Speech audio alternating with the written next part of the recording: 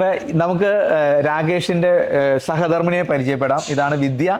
വിദ്യ ഈ തുടക്കം മുതൽ ഈ ബിസിനസ്സിൽ രാകേഷിന്റെ കൂടെ ഉണ്ടായിരുന്നോ? രാകേഷിന്റെ കൂടെ അല്ല, ഞാനായിരുന്നു തുടങ്ങിയത്. അത് ശരി. അപ്പൊ ഞാനത് തിരിച്ചെടുക്കുന്നു. വിദ്യ ആരംഭിച്ച ബിസിനസ്സിൽ രാകേഷ് ജോയിൻ ചെയ്യായിരുന്നു. അപ്പൊ എനിക്ക് തോന്നുന്നു അപ്പൊ എന്റെ കാര്യത്തിലും അങ്ങനെ തന്നെയാണ്. ഷീജ എന്നെക്കാളും മുമ്പ് ബിസിനസ്സിൽ വന്ന ആളാണ്. അല്ല വേറെ കാര്യങ്ങളുണ്ട്. ജോലി പോയാലും പേടിക്കണ്ട, ശമ്പളം കിട്ടും, ജീവിച്ചു പോകാലോ എന്നായിരിക്കും. 2 വർഷത്തില് 1 വർഷം ഞാൻ അവരുടെ കൂടെ ജോലി ചെയ്യുമ്പോഴാണ് ഞാൻ ഒപ്പം അത് ശരി. കഴിഞ്ഞ കൊല്ലം പകുതിക്ക് ഞാൻ. അപ്പൊ എനിക്ക് തോന്നുന്നു രാകേഷിനേക്കാളും ഇതിന്റെ കാര്യങ്ങളിലേക്ക് ഒരു പാഷനേറ്റ് ആയത് വിദ്യയാണ്. അപ്പൊ അങ്ങനെ വിദ്യയുടെ ആ പാഷനെ രാകേഷ് പിന്തുടരായിരുന്നു. അപ്പൊ നമുക്ക് വിദ്യയോട് ചോദിച്ച് മനസ്സിലാക്കാം, എങ്ങനെയാണ് ഇതിന്റെ ഒരു പ്രോസസ് ഒന്ന് എക്സ്പ്ലെയിൻ ചെയ്യാമോ വിദ്യ? ഇത് ഫസ്റ്റ് നമ്മൾ സ്റ്റോർ റൂമിൽ നിന്ന് റോ മെറ്റീരിയൽസ് വെക്കുന്ന ഒരു സ്റ്റോർ റൂം ഉണ്ട്. അപ്പൊ അവിടുന്ന് റോ മെറ്റീരിയൽസ് കൊണ്ടുവന്നിട്ട് ആദ്യം വാഷ് ചെയ്യാണ്. അപ്പൊ എന്തൊക്കെ പറഞ്ഞാലും പുറത്തുനിന്ന് വരുമ്പോൾ അതനുസരിച്ചിട്ടുള്ള ഒരു ക്ലീനിങ്ങിന്റെ ആവശ്യം ഉണ്ടാവുമല്ലോ അല്ലെ? അപ്പൊ അത് പല ടൈപ്പിലുള്ള ഇതാണ് നമ്മൾ പുറത്തുനിന്ന് വരുന്നത് ഉണ്ടാവുക. അപ്പൊ അതിനനുസരിച്ചിട്ട് നമ്മൾ അതിന്റെ വാഷിംഗ് ഇത് നോക്കും. രാഗിയൊക്കെ ആണെങ്കിൽ നമ്മൾ വാഷിംഗ് ടൈം കൂടും. കൂടുതൽ വെള്ളം ഉപയോഗിച്ചിട്ട് 2-3 ടൈംസിലധികം നമ്മൾ ചെയ്യും. കാരണം ഏറ്റവും മില്ലറ്റ്സിൽ അതർ പാർട്ടിക്കിൾസ് ഉള്ളത് രാഗിയിലാണ്. അപ്പൊ അത് കഴിഞ്ഞാൽ പിന്നെ ഇത് നമ്മുടെ അടുത്തുള്ള വെറ്റ് ഗ്രൈൻഡർ ആണ്. അത് ബാറ്ററായിട്ട് ചെയ്യാൻ വേണ്ടിയിട്ട് നമ്മൾ വെച്ചിരിക്കണം. അപ്പൊ ഈ റൈസ് വാഷറിന്ന് കഴിഞ്ഞ് സോക്ക് ചെയ്ത് കഴിഞ്ഞിട്ട് എടുത്തു കഴിഞ്ഞാൽ പിന്നെ നമ്മൾ ചെയ്യണത് സ്റ്റീമറാണ്. അപ്പൊ അത് പുട്ടാണെങ്കിൽ നമ്മൾ സ്റ്റീം ചെയ്യാം. അപ്പൊ സ്റ്റീം ചെയ്തിട്ട് ഇപ്പൊ അതിന് ഇത്ര ടൈം എന്നുള്ളതുണ്ട്. ഓട്ടോ സെറ്റ് ആയിട്ടായിരിക്കും അല്ലേ? ഇല്ല, ഇത് നമുക്ക് ജസ്റ്റ് ഇത് ഗ്യാസിന്റെ ഇതാണ്. അപ്പൊ നമുക്കത് ടൈം വെച്ച് നോക്കിയിട്ട് അത് നോക്കും. അപ്പൊ അതിന്റെ ആ ടെക്സ്ചറും നമുക്ക് മനസ്സിലാവും. അപ്പൊ അത് വെച്ചിട്ട് നമ്മളത് കഴിഞ്ഞു കഴിഞ്ഞാൽ പിന്നെ നമ്മൾ ഡ്രൈയിങ് സെഷൻ ആണ്. അപ്പൊ അത് ട്രേയിൽ ഇട്ടിട്ട് നമ്മൾ ഡ്രൈ ചെയ്യും. അപ്പൊ ഡ്രൈ ചെയ്തിട്ട് നമ്മൾ ആ പൊടിക്കാനുള്ള അതിന്റെ പാകമാവുമ്പോ നമ്മൾ പൾവറൈസറിൽ ഇട്ടിട്ട് അത് പൊടിച്ചെടുക്കുക ചെയ്യാം. ഇപ്പൊ ദോശയാണെങ്കിൽ സ്റ്റീം ചെയ്യേണ്ട ആവശ്യമില്ല, നേരെ പൊടിച്ചാൽ മതി.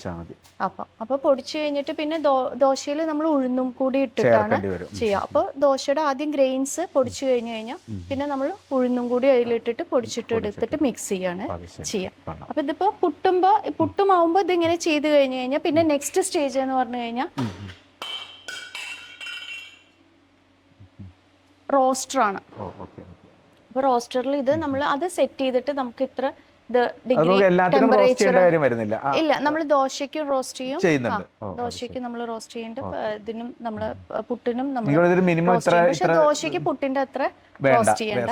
ജസ്റ്റ് അതിന്റെ ആ മോയ്സ്ചർ കണ്ടന്റ് ഒന്ന് കുറയാൻ വേണ്ടിയിട്ട് മാത്രമാണ് നമ്മൾ ദോശയുടെ ചെയ്യണത്. കാരണം ഇത് പാക്ക് ചെയ്ത് കഴിഞ്ഞാൽ എല്ലാ സ്ഥലത്തും വെക്കുന്നത് എങ്ങനെയാണ് നമുക്ക് 10 months നമ്മൾ കൊടുക്കുന്നത്. അതിലും അധികം നമുക്ക് കിട്ടും.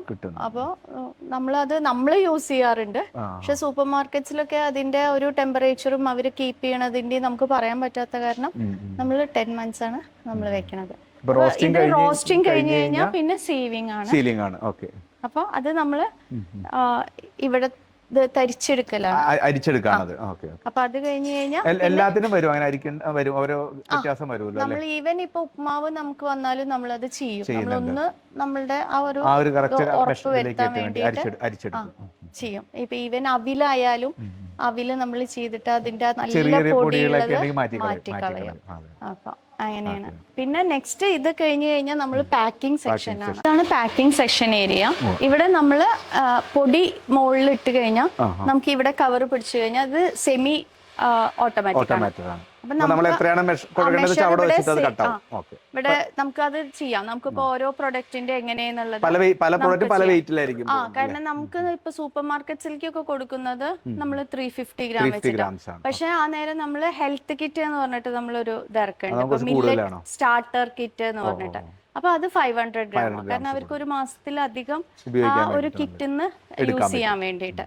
അപ്പൊ അതാവുമ്പോ അപ്പൊ നമ്മളെ ഹെൽത്ത് കിറ്റ് എന്ന് പറഞ്ഞാൽ 500 gram എന്നുള്ളത് നമ്മൾ സെറ്റ് ചെയ്ത് കഴിഞ്ഞാൽ 350 ആണെങ്കിൽ 350, 500 ആണെങ്കിൽ 500. അപ്പൊ അത് കഴിഞ്ഞു കഴിഞ്ഞാൽ പിന്നെ നമ്മള് ഒന്നും കൂടി നമ്മളൊന്ന് മേക്ക് ഷുവർ ചെയ്യും മെഷർ കറക്റ്റ് അല്ലേ എന്നുള്ളത് ഒന്നും കൂടി നോക്കും. എന്തെങ്കിലും പറഞ്ഞ ഓട്ടോമേഷൻ തെറ്റി കഴിഞ്ഞാലും നമ്മൾ തെറ്റില്ലല്ലോ.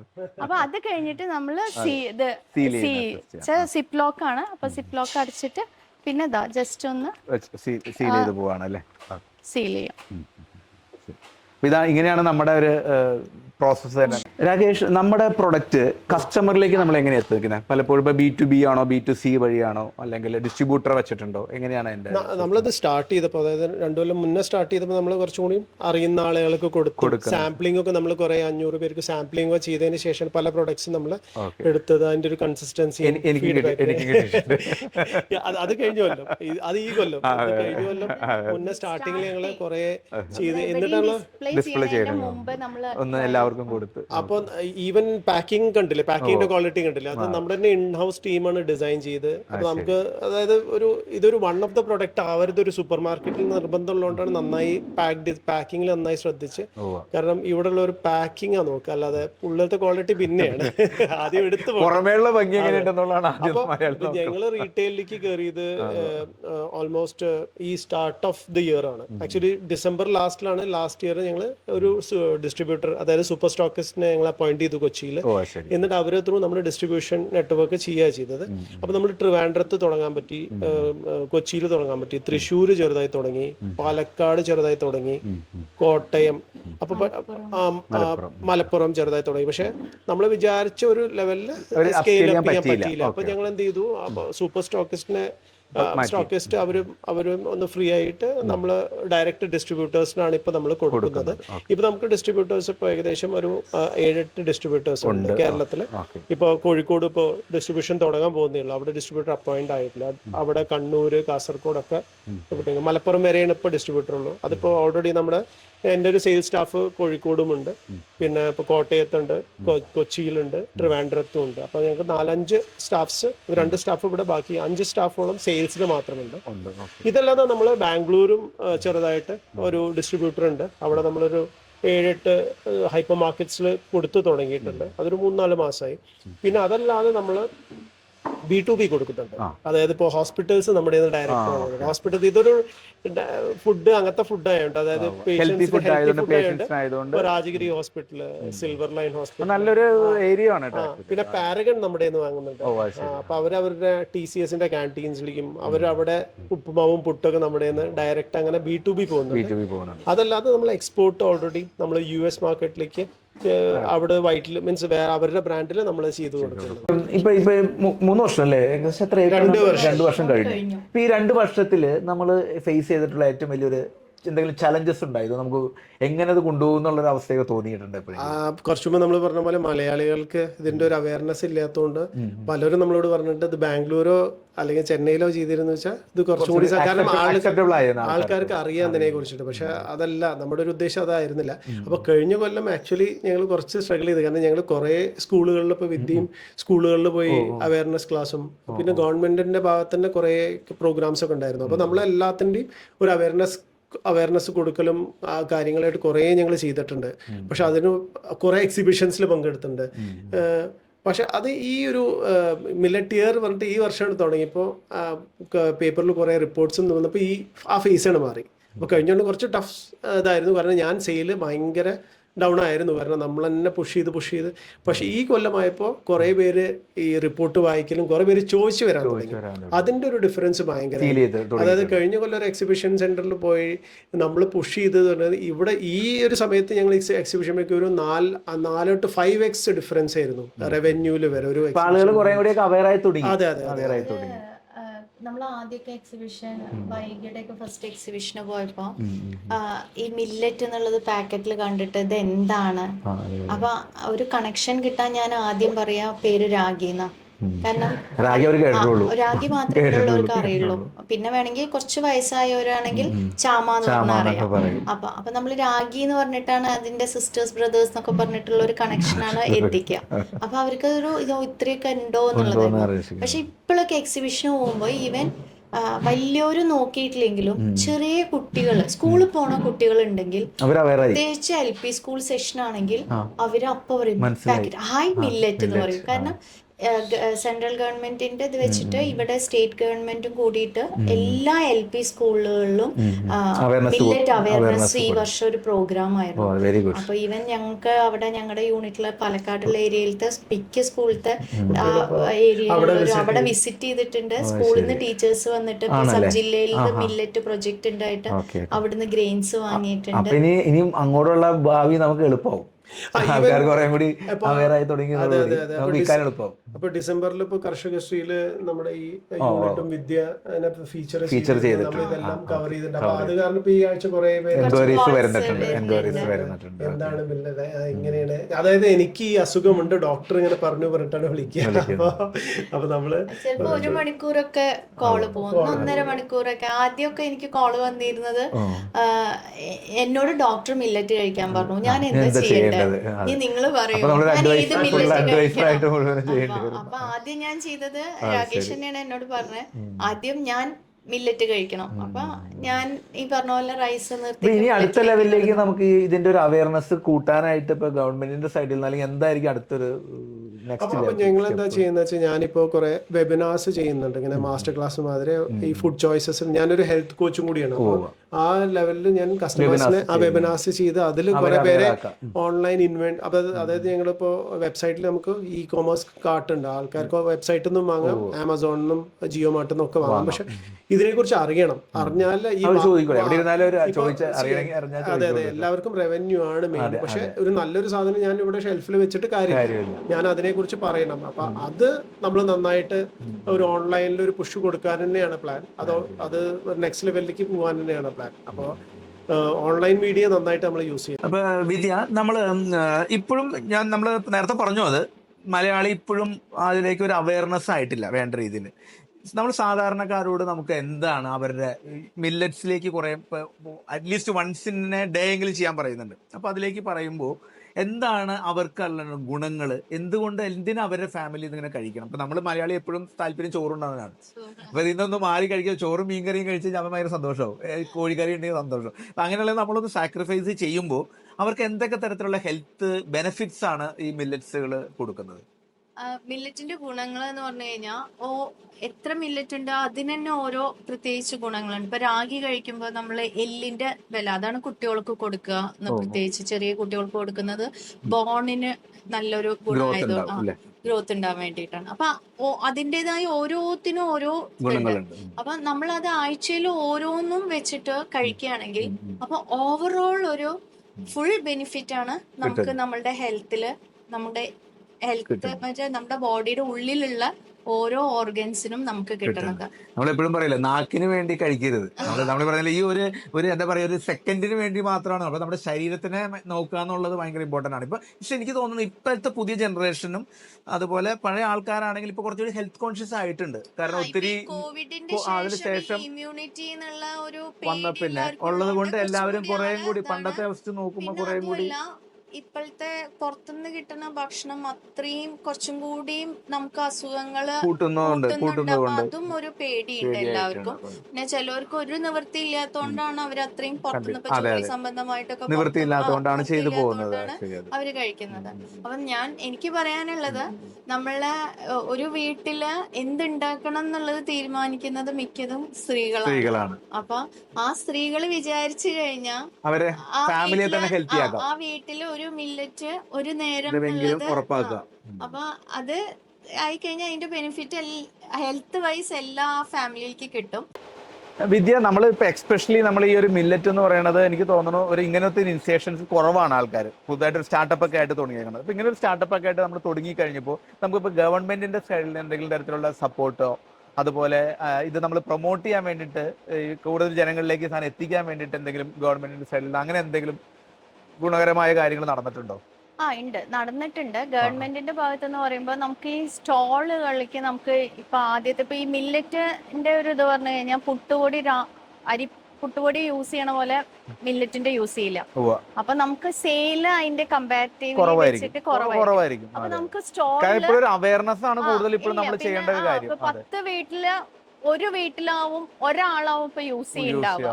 10 വീട്ടിലൊന്നും പറയാൻ പറ്റില്ല, അതുപോലും ഇല്ല, അതുപോലും ഇല്ല. നൂറൊക്കെ വേണമെങ്കിൽ പറയാം. എനിക്ക് തോന്നുന്നു അപ്പൊ നമുക്കൊരു വലിയൊരു എമൗണ്ട് കൊടുത്തിട്ടോ, ഇപ്പൊ ഈവൻ ചെറിയ എമൗണ്ട് ആയാലും നമുക്ക് സ്റ്റോളിൽ പേയ്മെന്റ് കൊടുത്തിട്ട് പോയി നിന്ന് കഴിഞ്ഞാൽ നമുക്കത് ഇപ്പോഴും നമ്മൾക്ക് ഒരു അവയർനെസ്സിന്റെ ഒരു ക്യാമ്പയിൻ ആണ് ഇപ്പോഴും നടക്കുന്നത് ശരിക്കും. ആ ലെവലിൽ ഒരു എക്സിബിഷൻ എന്ന് പറഞ്ഞാൽ മറ്റുള്ള ഒരു ഐസ്ക്രീം വേറെ വെച്ച് കഴിഞ്ഞാൽ ചടപടപടാ നമുക്ക് വിൽക്കാം. പുട്ടുകൂടി വെച്ച് കഴിഞ്ഞാൽ വേണമെങ്കിൽ എല്ലാ പാക്കറ്റും മേടിച്ചുകൊണ്ടോ ഈ സാധനം ആൾക്കാർ വാങ്ങാൻ.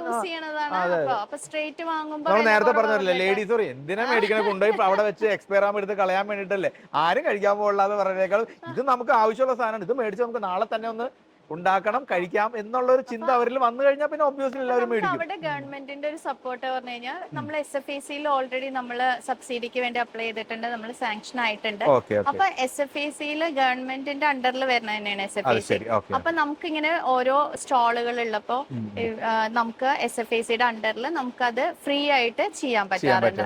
നമ്മൾ പേയ്മെന്റ് കൊടുക്കുമ്പോൾ നമ്മൾ ഒന്ന് ആലോചിക്കും അതിന് പോണോ, നമുക്കൊരു സ്റ്റാഫിനെ അങ്ങോട്ട് വിടണം, അപ്പൊ അവിടെ അപ്പൊ ഒരു 5 days ഒക്കെ കണ്ടിന്യൂസ് ആവുമ്പോ അത് നമുക്ക് ബുദ്ധിമുട്ടായിട്ട് തോന്നും. അപ്പൊ ഇതാവുമ്പോ നമുക്ക് ആ ഒരു അവിടെ ഉള്ളത് പോയിട്ട് നന്നായി ചെയ്തിട്ട് നമുക്ക് വരാനും പറ്റാറുണ്ട്. അപ്പൊ നമുക്ക് സെയിൽ ഉണ്ടാവാറുമുണ്ട്. അപ്പൊ ആൾക്കാർക്ക് ഇത് പറഞ്ഞു കൊടുത്തു കഴിഞ്ഞാൽ അവര് വാങ്ങാറുണ്ട്. ഇപ്പൊ തദ്ദേശീയം അങ്ങനെയുള്ള കുറെ സ്റ്റോളുകളിൽ നമുക്ക് പേയ്മെന്റ് ഒന്നും ഇല്ലാതെ തന്നെ ചെയ്യാൻ പറ്റിയിട്ടുണ്ട്. പിന്നെ KVKയുടെ സപ്പോർട്ട് ഉണ്ട്. പിന്നെ മണ്ണുത്തിയിലുള്ള അഗ്രികൾച്ചർ യൂണിവേഴ്സിറ്റിയില് നമ്മളൊരു ഇതില് കോൺടെസ്റ്റില് നമ്മൾ അപ്ലൈ ചെയ്തിട്ട് അതില് നമ്മളിപ്പോ ലിസ്റ്റ് ചെയ്തിട്ടുണ്ട്. അപ്പൊ തന്നിട്ടുണ്ട്. പിന്നെ സ്റ്റാർട്ടപ്പ് മിഷനില് നമ്മളുണ്ട്. അപ്പൊ അവരായിട്ടുള്ള ടൈപ്പ് ടൈ കേരള എന്ന് പറഞ്ഞിട്ടുള്ള ഒരു ഓർഗനൈസേഷൻ ഉണ്ട്. അപ്പൊ അവിടെയും കുറെ സെഷൻസ് നടത്താറുണ്ട്. അപ്പൊ അതിലൊക്കെ നമുക്ക് അറ്റൻഡ് ചെയ്യാനും പറ്റാറുണ്ട്. ഇപ്പൊ അവരുടെ ഒരു ഇൻവെസ്റ്റേഴ്സ് മീറ്റ് ഇപ്പൊ നമുക്കിപ്പോ ഒരു ഫൈനൽ റൗണ്ടിൽ നമ്മളിപ്പോ സെലക്ട് ആയി, അതിപ്പോ 15th വരികയാണ്. അപ്പൊ പിന്നെ ഇപ്പൊ എന്താ വെച്ചാൽ ഇപ്പൊ എനിക്ക് ഏറ്റവും പ്ലസ് പോയിന്റ് തോന്നുന്നു ഇപ്പൊ ഈ കോവിഡ് വന്നതിന്റെ ശേഷം ഓൺലൈൻ സെഷൻസ് കുറെ ചെയ്യുന്നുണ്ട്, ഗവൺമെന്റ് സൈഡിൽ നിന്നും ചെയ്യുന്നുണ്ട്. അപ്പൊ നമുക്ക് അവിടെ പോയി അറ്റൻഡ് ചെയ്യാൻ ചിലപ്പോൾ ബുദ്ധിമുട്ടായിരിക്കും. അപ്പൊ അല്ല നമുക്ക് സെഷൻസ് കിട്ടുന്നുണ്ട്. അപ്പൊ നമുക്ക് ട്രെയിനിങ്ങും എല്ലാം MSME ഒക്കെ നമുക്ക് ചെയ്യാൻ പറ്റുന്നുണ്ട്. അപ്പൊ അങ്ങനെ നോക്കിക്കഴിഞ്ഞാൽ ഇപ്പൊ കുറച്ച് അങ്ങനെയുള്ള കാര്യങ്ങൾ നമുക്ക് ഒരു ആശാവഹമായ ഒരു ഇംപ്രൂവ്മെന്റ് ഉണ്ടെന്ന് പറയാം. ഗവൺമെന്റിന്റെ ഭാഗത്തു നിന്ന് ഇപ്പൊ ഞാൻ പറഞ്ഞില്ലേ സ്കൂളുകളിലുള്ള സബ് ജില്ലയിലൊക്കെ ഒരു മില്ലറ്റ് പ്രൊജക്ട് ആയിട്ട് തന്നെ വന്നപ്പോ അപ്പൊ എത്രയും ഒരു വീട്ടിൽ ഒരു കുട്ടിയെങ്കിലും സ്കൂളിൽ പോകുന്നുണ്ടാവും. അപ്പൊ അവര് ഡിസ്കസ് ചെയ്തിട്ട് ഇപ്പൊ ഈ പ്രൊജക്ട് ആകുമ്പോ എന്തായാലും പേരന്റ്സിന്റെ ഒരു ഇൻവോൾവ്മെന്റ് ഉണ്ടാവും. അപ്പൊ അറ്റ്ലീസ്റ്റ് അവർക്ക് അതിന്റെ ഗുണങ്ങൾ പേരന്റ്സിനെയും കൂടി ഹെൽപ്പ് ചെയ്തിട്ടായിരിക്കും പ്രൊജക്ട് ചെയ്യാം. അപ്പൊ ഈവൻ അവർക്കും മനസ്സിലാവും. ഏതൊരു പ്രൊഡക്റ്റും നമ്മളെ സംബന്ധിച്ച് ഏറ്റവും വലിയൊരു ചലഞ്ച് എന്ന് പറയുന്നത് ഇത് ചൂണ്ടിക്കാണിക്കണം, ഇത് എനിക്ക് വേണമെന്ന്. അത് ആ വീട്ടിൽ നിന്ന് ചിലപ്പോൾ ഒരു പക്ഷെ കുട്ടിയായിരിക്കാം, ചിലപ്പോൾ നമ്മുടെ കേസിൽ ഇപ്പോൾ പറഞ്ഞാൽ അമ്മ, കുട്ടി ചൂണ്ടിക്കാണിച്ചാൽ അമ്മ തീരുമാനിച്ചാൽ മാത്രമേ. പുരുഷന്മാർക്ക് പലപ്പോഴും ഇതിൽ റോള് കുറവാണ് പറഞ്ഞാൽ പോലും. അപ്പൊ സ്ത്രീകളും കുട്ടികളും അത് വേണമെന്ന് പറഞ്ഞ് അവർ യൂസ് ചെയ്യാൻ തുടങ്ങി കഴിഞ്ഞു കഴിഞ്ഞാൽ തീർച്ചയായിട്ടും നമ്മുടെ ഈ ഒരു എല്ലാ ജനങ്ങൾക്കും നല്ല രീതിയിലുള്ള ഒരു ആരോഗ്യം നിലനിർത്താനും പറ്റും. അവരുടെ ലൈഫ് സ്റ്റൈൽ ബെറ്റർ ആവും. മരുന്നുകൾ ആശ്രയിക്കാതെ ഹെൽത്തി ആയിട്ടുള്ള ഒരു തലമുറ അടുത്ത ലെവലിലേക്ക് വളരാനായിട്ട് സെൻട്രൽ ഗവൺമെന്റിന്റെ ഒരു കോൺക്ലേവ് ഉണ്ടായിരുന്നു ഡൽഹിയില്. ഇപ്പൊ കേരളത്തിൽ നിന്ന് നമുക്ക് റെപ്രസെന്റ് ചെയ്യാൻ പറ്റും. അതൊരു വലിയൊരു കാര്യമായിരുന്നു. ഞങ്ങളുടെ പാർട്ട്ണർ പ്രീതിയാണ് പോയത്. അത് നല്ല കോണ്ടാക്ട് കിട്ടിയിരുന്നു.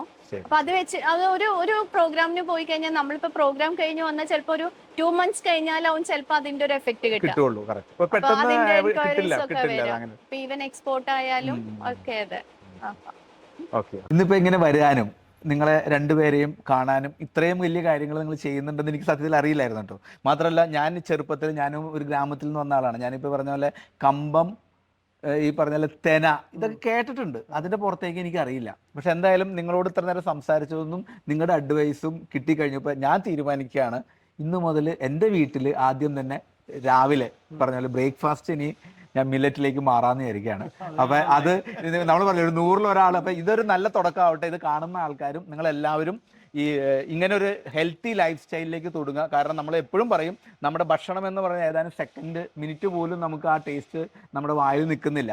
താഴേക്ക് ചെന്ന് കഴിഞ്ഞാൽ ചെല്ലുന്നതാണ് നമ്മുടെ ശരീരത്തെ പിന്നെ അടുത്ത വർഷങ്ങളിലേക്കും നമ്മുടെ ജീവിതത്തിൽ തന്നെ മുമ്പോട്ട് നയിക്കുന്നത്. അപ്പോൾ ആ ഒരു ഭക്ഷണം എന്ന് പറയുന്നത് നാക്കിന് വേണ്ടിയിട്ടുള്ള അല്ലെങ്കിൽ വായുടെ രുചിക്ക് വേണ്ടി മാത്രം ആവരുത്, ശരീരത്തിൻ്റെ ആരോഗ്യം നിലനിർത്താനുമാണെന്ന് നിങ്ങൾ തന്ന മെസ്സേജ് ഞാനിന്ന് നടപ്പിലാക്കണം. അപ്പോൾ അതുകൊണ്ട് നിങ്ങളുടെ എല്ലാ പ്രൊഡക്ട്സുകളുടെയും ഒരു കളക്ഷൻസ് തരിക. ഞാൻ ഇന്ന് മുതൽ തുടങ്ങുകയാണ്. അപ്പോൾ അതുകൂടാതെ നിങ്ങളോട് എല്ലാവരോടും എനിക്ക് പറയാനുള്ളത്, നാളെ മുതൽ നാളെ നമ്മൾ പറയുമ്പോൾ ചില കേസുകൾ എന്തിനും നാളെ ആക്കണം ഇന്ന് തന്നെ. അപ്പോൾ ഇന്ന് തന്നെ നിങ്ങൾ നിങ്ങളുടെ വീട്ടിലേക്ക് നിങ്ങളിങ്ങനെ മില്ലറ്റ്സിൻ്റെ ഒരു കളക്ഷൻസ് എടുക്കുക.